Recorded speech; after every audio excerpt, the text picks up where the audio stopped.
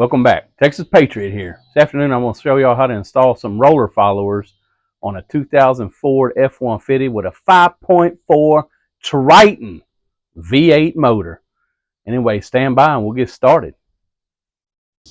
All right, folks, in order to do this job properly, you got to buy proper tools. This is the valve spring compressor for the Ford 5.4 liter Triton. I don't know if it's specific just to the Triton style, the 3-valve or not. But anyway, Ford Locomoco recommended these, as well as some other YouTubers. Of course, they were buying the $100+ versions. I got this along with a couple other tools related to this motor in a kit for about 40 to 50 bucks on Amazon.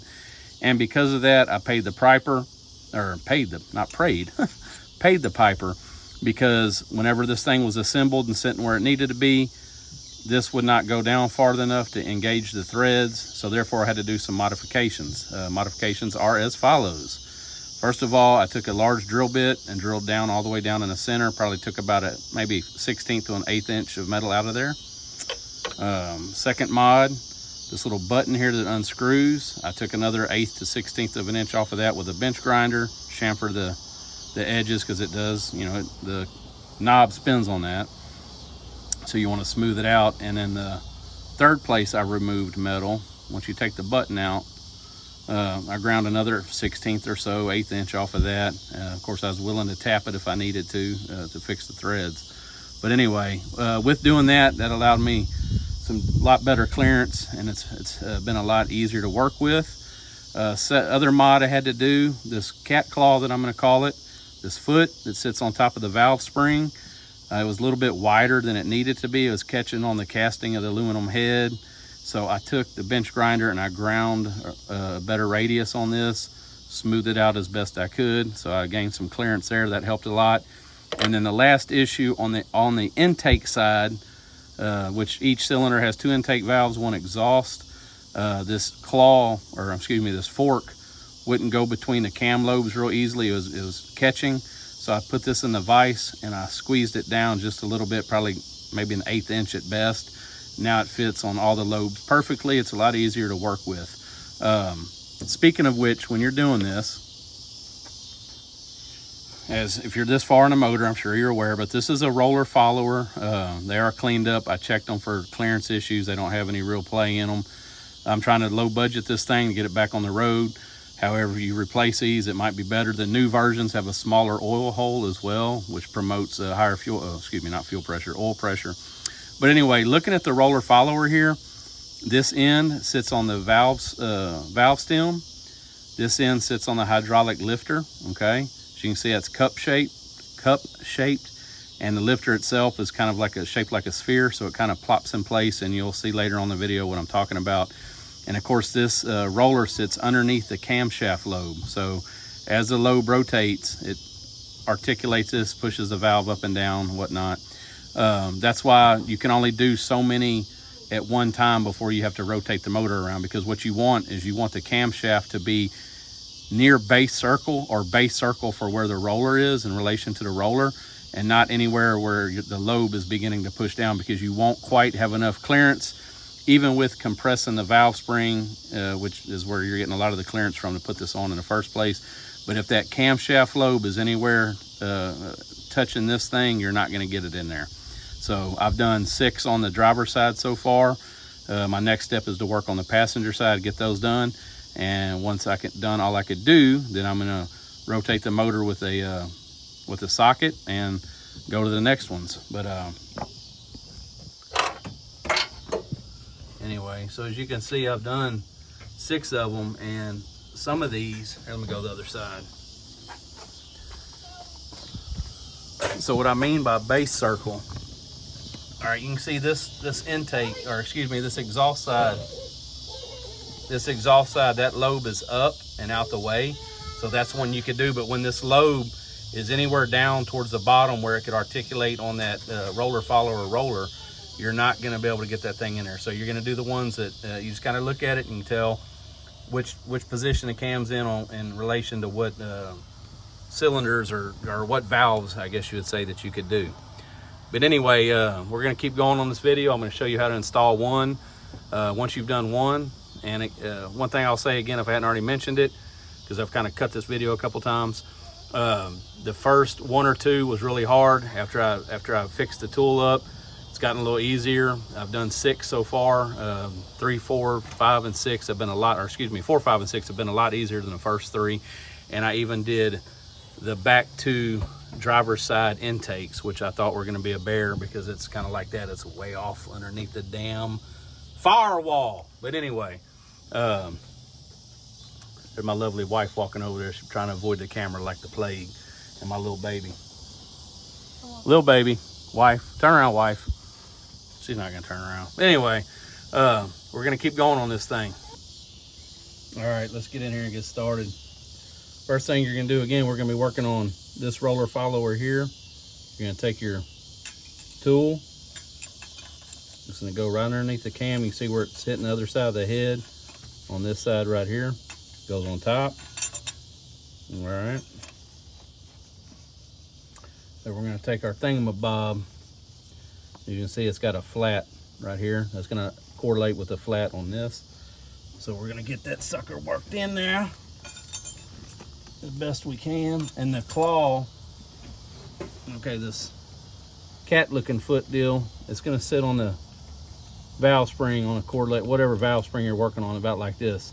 And if you look there, you got the valve stem in the center, and on right past the valve stem are the 2 keepers, like a clamshell that holds the valve stem to the spring top.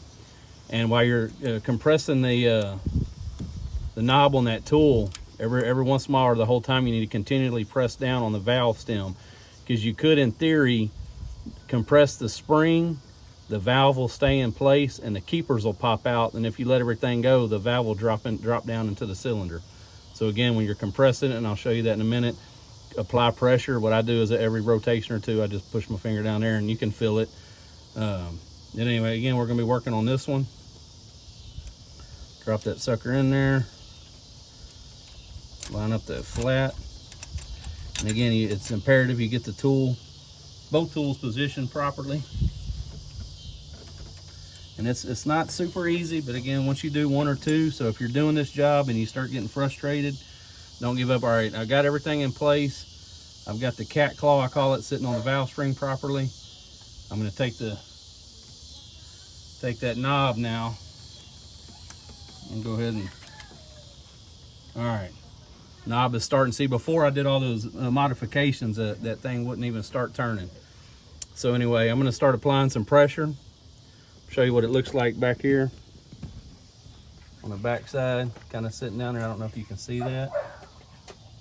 Anyway, so sorry about the dog in the background.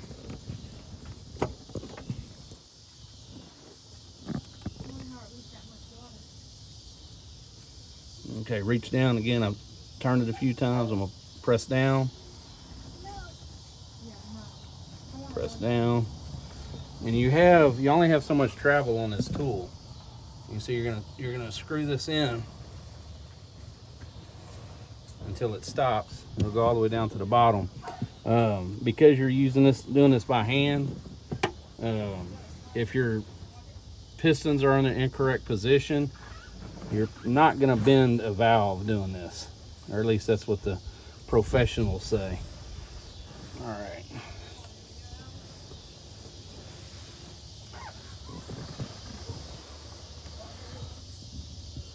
There's your tool. We're almost down to the bottom. All right, that's it. It bottomed out, okay? So this is the fun part.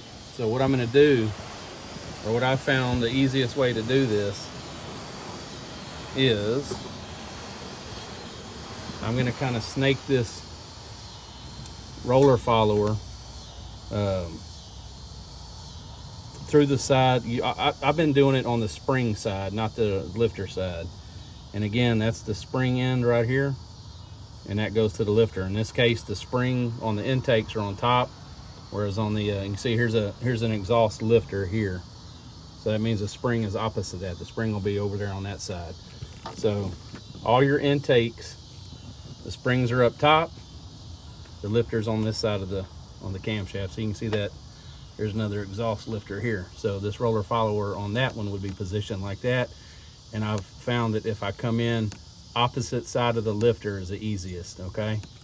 It's probably gonna make a liar out of me. But anyway, you just get that going, and it's kind of a pain in the butt because you're having to snake that through there. Also have a little magnet, telescoping magnet I've used.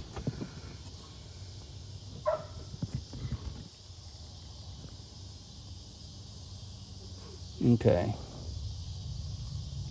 And what you want to do, you want to make sure that roller follower is going to be in line. So it should be sitting right on that valve stem, and you can kind of see that down there, correct? And then what I do, sorry about the shaking on the camera, I'm trying to get this as best I can. So you kind of want to just,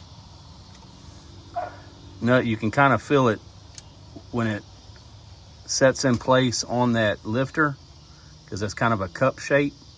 You'll kind of feel it set in place. And again, you can kind of tell by the position where it is on the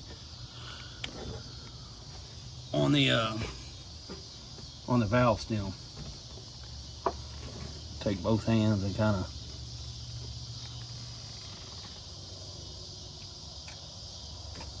it kind of popped off there. I don't really like how it's feeling right now.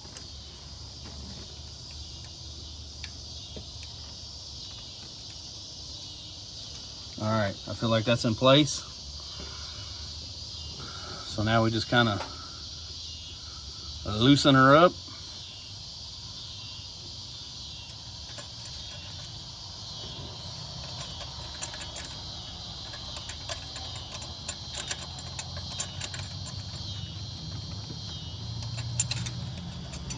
Take your tools out. Again, this was rough without the modifications that I had to do to this thing. Okay. And that's what it's going to be looking like sitting. You can tell it's square on the head there, or on that valve stem, tip of the valve stem. And then of course it's perpendicular to the camshaft. It's not sitting off at an angle. And again, you can kind of feel it when that roller follower sets down on that. You can kind of see that's kind of a ball shape area, a spear. And on that roller follower, you have that cup. It'll just kind of like plop into place, and you know you have it. But anyway, that's it. Again, when you get to a point to where you have no more that you can do because you're not sitting around base circle, that your lobe is down on top of the roller where it'd be putting pressure on the roller follower, just take you, I think, a 32 millimeter or 34 millimeter socket. I think it's 32, or like an inch and whatever standard is. But anyway, you'll just rotate your motor clockwise, maybe a half a revolution, watch your cam lobes, and then keep on going through it. So that's number 7 down for me. Anyway, thanks for watching Texas Patriot Off-Road and Outdoors. I hope this helped y'all out.